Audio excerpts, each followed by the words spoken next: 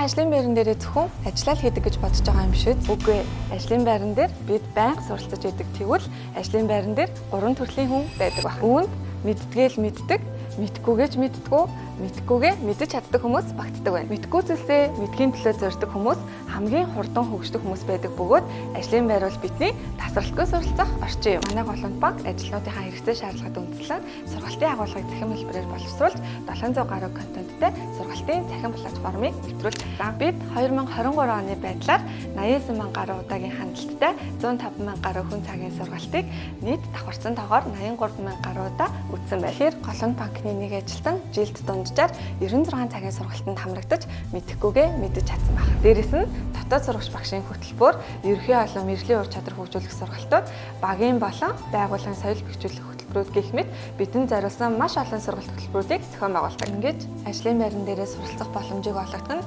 бидэнд маш том хөрөнгө оруулалт болдог. Ажлаа зөв сонгохоос амжилт хэлдэг. Харин ажиллахад хамгийн татаа газар суралцахад гоё биш гэж үү?